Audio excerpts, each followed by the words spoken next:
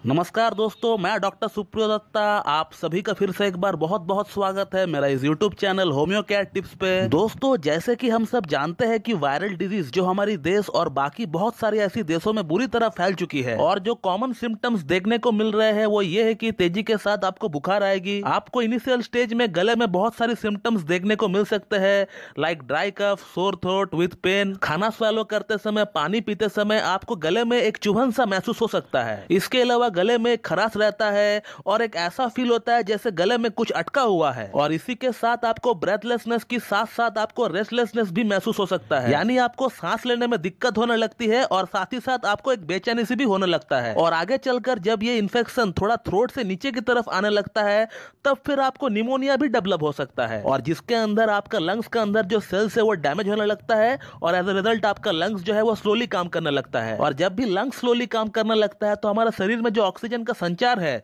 जो सर्कुलेशन है, जो कि ब्लड के माध्यम से होता है, वो ठीक से नहीं हो पाता है और एज ए रिजल्ट हमारा शरीर की जो वाइटल ऑर्गन्स है वो धीरे धीरे फेल होने लगता है। और सबसे पहले जिस ऑर्गन का ऊपर प्रभाव पड़ता है वो है हमारा किडनी, जिसका काम है खून को साफ करना। तो हमें किडनी फेल्योर देखने को मिल सकता है, लेकिन वो जो है टोटल इन्फेक्टेड पर्सन की 1% लोगों में ही देखने को मिल सकता है। और अब दोस्तों, होम्योपैथी में इन कंडीशंस के लिए अलग अलग मेडिसिन रेकमेंड की जाती है और वो काम भी बहुत अच्छा करता है। तो अगर ये महामारी अगर बहुत भयानक रूप लेता है तो मेरे ख्याल से गवर्नमेंट ऑफ इंडिया को होम्योपैथी के ऊपर ट्रस्ट दिखाना चाहिए, क्योंकि दोस्तों हमारे देश में ऐसी बहुत सारी दिग्गज होम्योपैथ्स है, ऐसी बहुत सारी जेम्स है जिन्हें बिल्कुल मौका मिलना चाहिए ताकि वो अपना देश के लिए कुछ कर सके। बिकॉज होम्योपैथी एक ऐसा पैथी है जहां सभी छोटे बड़े सिम्टम्स के लिए कुछ ना कुछ दवा बिल्कुल डॉक्यूमेंटेड होता है, फिर चाहे वो सिम्टम वायरल इन्फेक्शन के कारण पेशेंट का शरीर में डेवलप हुआ हो, या कोई बैक्टीरिया के कारण से डेवलप हुआ हो, या फिर कोई फंगस के कारण डेवलप हुआ हो, या कोई और जंतु का कारण से ये सिम्टम्स डेवलप हुआ हो पेशेंट का बॉडी में।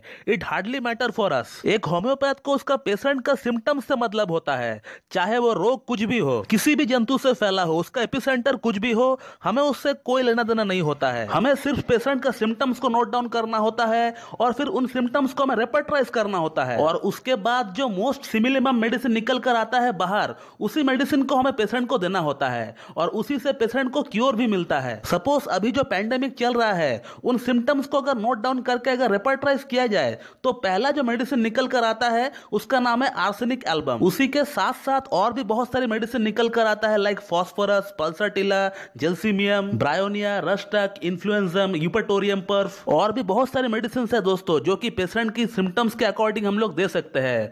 तो दोस्तों, ये जो होम्योपैथी है ये जो है मेडिसिन का खजाना है, और इसीलिए मैं आपको ये कह रहा हूं कि each and every single symptom के लिए हमारे पास ड्रग अवेलेबल है। पहले भी होम्योपैथी की मदद से हजारों लोगों का जाने बचाया गया है एपिडेमिक में, लाइक स्कारलेट फीवर में बेलाडोना बहुत अच्छा काम की थी। इसके बाद H5N1 बर्ड फ्लू में होम्योपैथिक मेडिसिन जेल्सीमियम बहुत ही अच्छा कारीगर साबित हुई थी। इवन 1831 में जब कॉलेरा आई थी तब मास्टर हैनमन उस समय ढेरों लोगों की जाने बचाई थी कैम्फर, क्यूप्रमेट, ब्रायोनिया, रस्टक जैसी दवाओं की मदद से। इवन HIV एड्स जो कि एक इतनी बड़ी एपिडेमिक, उसे भी होम्योपैथिक ट्रीटमेंट की मदद से बिल्कुल मैनेज किया जा सकता है दोस्तों। बहुत सारे दिग्गज होम्योपैथ ने इसे प्रूफ किया है। Even I have 7 HIV positive patient since last 10 years and they are completely all right. उनमें कोई भी सिम्टम्स नहीं है HIV पॉजिटिव की। जितना आप नॉर्मल है, जितना मैं नॉर्मल हूं, उतना ही नॉर्मल वो लोग भी है। तो मेरा कहने का मतलब होम्योपैथी में बहुत बड़ा स्कोप है किसी भी डिजीज को ठीक करने के लिए, और जरूरत पड़ने पर इस पैंडेमिक को खत्म करने के लिए हम लोग फाइट भी कर सकते हैं एज ए होम्योपैथ। और जब से ये पैंडेमिक इंडिया में आया है और तब से आप लोगों में से बहुत लोग मुझसे एक सवाल पूछते हैं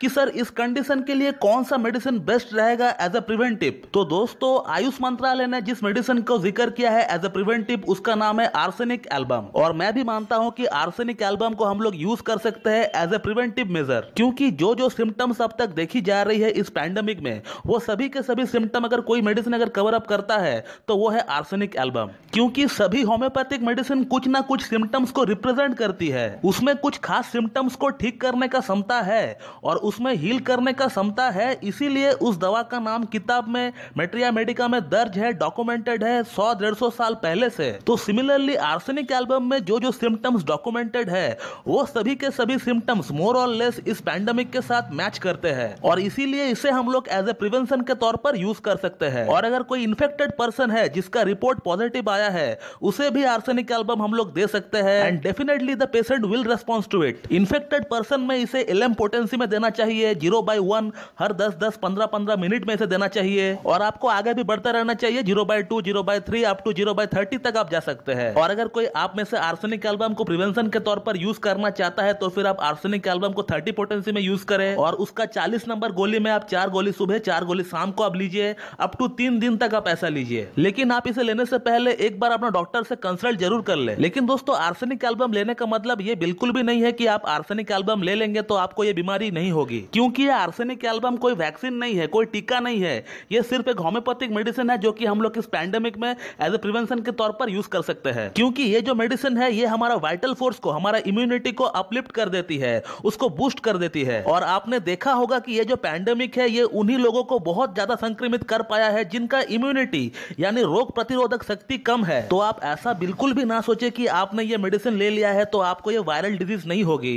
अगर आप ऐसा सोचते हो तो फिर ये जो है आपका सबसे बड़ा गलतफहमी होगी। तो आप बिल्कुल अलर्ट रहिए। सेंट्रल गवर्नमेंट, स्टेट गवर्नमेंट जो एडवाइजरीज जारी कर रही है आप उसे स्ट्रिक्टली मानिए और अपना घरों में रहिए और आप अपने आप को हाइजीन रखें और आप जिस जगह पर रह रहे हो उस जगह को भी आप हाइजीन रखें। हर आधा 1-1 घंटों में आप अपना हाथ को साफ करिए साबुन से और आप बिल्कुल भी अपना फेस को टच ना करें अपना हथेली से। और अगर आप में कुछ फ्लू लाइक सिम्टम्स है या फिर आपका कोई पास्ट ट्रैवल हिस्ट्री है, या ऐसा भी हो सकता है कि आपका कोई ट्रैवल हिस्ट्री नहीं है लेकिन आप ऐसे किसी लोग से मिले हो जिनका ट्रैवल हिस्ट्री है और उनसे आप किसी तरह कांटेक्ट में आए हो और अगर आपको कुछ फ्लू लाइक सिम्टम्स है तो फिर आपको बिल्कुल अपना स्टेट गवर्नमेंट का जो टोल फ्री नंबर दिया गया है उस पर आपको संपर्क करना चाहिए। तो दोस्तों, ये है कुछ मेजर्स जिसे हमें बिल्कुल लेना चाहिए as a responsible citizen of India. तो इस वीडियो को मैं यहीं पे एंड करता हूं। तो फिर आप और अपना घर वालों का ख्याल रखिए। मिलते हैं आपसे बहुत जल्द। जय हिंद, जय भारत।